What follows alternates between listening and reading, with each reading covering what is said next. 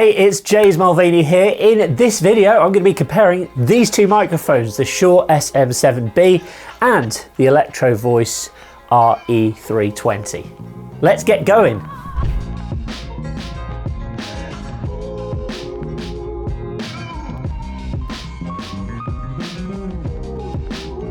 So a while ago I did a video comparing two condenser microphones, the Neat Worker B, the Neumann TLM103, which is like my go-to day-to-day mic, but I also like these two dynamic microphones, and I wanted to do a video comparing the two because they've both got a very similar sound.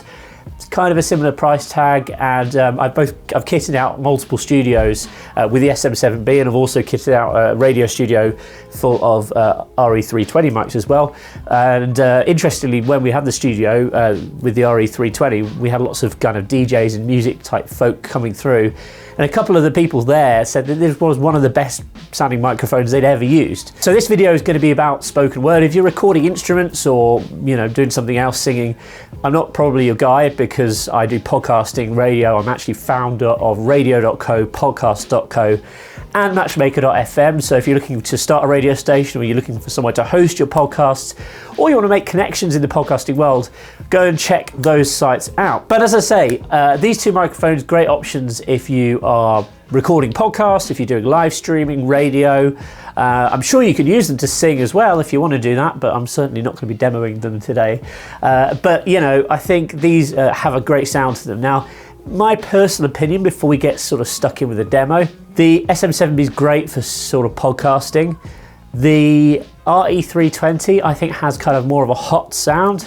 So when we ran MCR Live, which was kind of like a dance music, electronic music radio station here in Manchester, that's why I chose to kit the studio out with I think 3 or 4 of these mics, because the content that we were producing was a lot of like electronic music. We had DJs coming in, it was kind of quite a young sounding station, and I wanted a mic that sounded bright and kind of a little bit in your face. However, when it came to fitting out our podcast studio, we've got 6 Shure SM7Bs in our first podcast studio. We've since fitted out other studios with the same mic.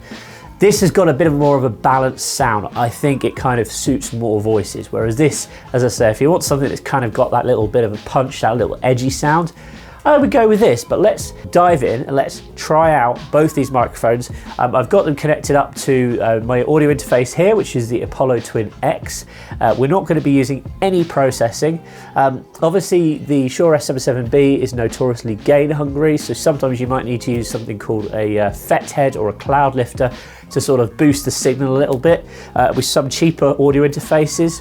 I'm very fortunate with the Apollo Twin. It's got incredibly good preamps inside, so I don't need to use one of those devices.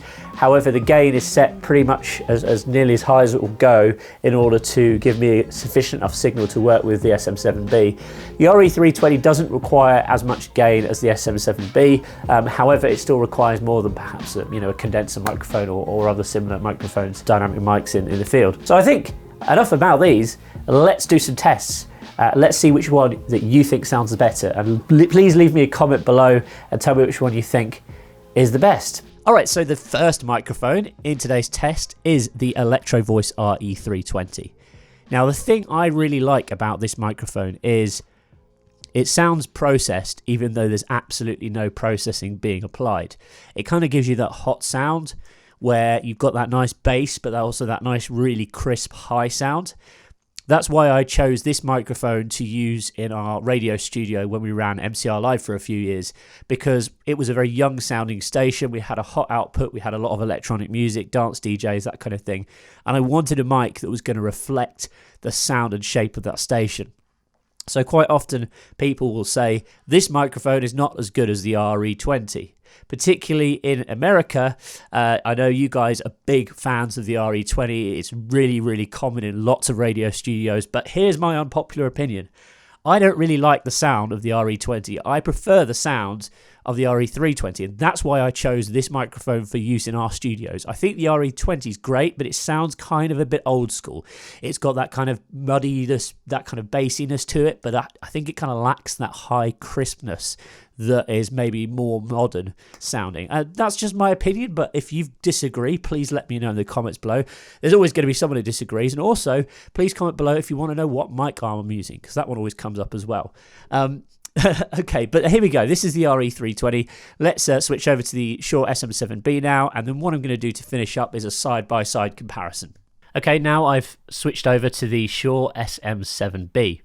Another amazing sounding microphone, I think you'll agree, although perhaps it doesn't sound quite as kind of shiny as the RE320, and that's really one of the reasons why we choose to use this in our podcasting studios, because it's more neutral. You don't want people sounding kind of over jazzed on a podcast, whereas when you're on the radio you can get away with a bit more hype, if that makes sense. But I think this is a great neutral sounding microphone. Again, we see this used in tons of radio stations. Again, this is probably the world's most popular podcasting microphone. Joe Rogan uses it. All of the greats, you know. Michael Jackson apparently used the older version of this mic to record his Thriller album as well. So, you know, why not? But I just wanted to give you a little bit of a comparison today, really. So perhaps if you're thinking about buying one of these mics, or maybe you already own one, let me know in the comments. Tell me what you think of the sound of these. I love the sound of the SM7B. I also love the sound of the RE320, but there is a little bit of a difference. Also important to note, this is a gain hungry mic. So previously I had the gain set to about 49 dB on the preamp here on the Apollo Twin X. I've had to increase that to about 60 dB for the Shure SM7B. And as I mentioned, I'm not using a cloud lifter or a FET head or any of those kind of devices, because the preamps in the Apollo Twin X are kind of capable of supporting a mic that's that gain hungry effectively. So now it's time for a side-by-side comparison. We're going to switch between the two and see if you could figure out which one is which. Okay, now I've got both of these mics hooked up. One on the left channel, one on the right channel, so you can get a side-by-side comparison.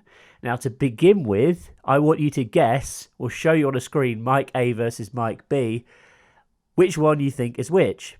Do you think I'm currently speaking to you on the Electro-Voice RE320, or do you think I'm currently speaking to you on the Shure SM7B? Do you think I'm currently speaking to you on the Electro-Voice RE320, or do you think I'm speaking to you on the Shure SM7B? Okay, so now I'm going to reveal which one's which. So currently, this is the Electro-Voice RE320. And now we're going to switch over to the Shure SM7B so you can kind of hear how it differs. Obviously, like with most microphones, you know, my voice is my voice. These are going to depict my voice in a very, very accurate way. But there's just slight little different nuances between the two.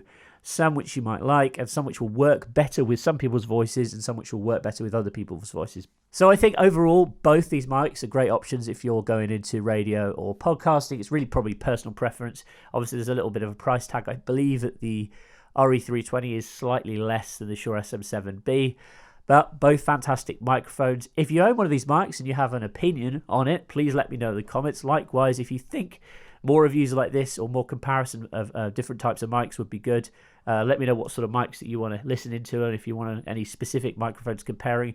We have a whole arsenal of them at the office, so we pretty much have nearly every mainstream microphone going, so we can kind of do various different videos for you like this one. If you've enjoyed this video, please remember to give me a big thumbs up. I'll also put links to buy these mics in the description below, which are obviously affiliate links, so if you could support me by doing that. And if you're thinking about getting one, it'd be fantastic. And if you like content like this about radio, podcasting, and audio, and microphones, and all that kind of good stuff, like, I love making it. So remember to subscribe to this channel, turn on your notifications, and you'll always be notified whenever I do a new video like this. Okay? That leaves me to say goodbye for now, and I'll speak to you soon. All right, take care. Hey, I'm James, founder of Radio.co. Before you go anywhere, I've got an interesting question for you. Do you know the difference between a radio station that launches and becomes very successful, gets lots of listeners and does very well, and a radio station that perhaps kind of doesn't launch very well and disappears within a few months, doesn't really get much attention?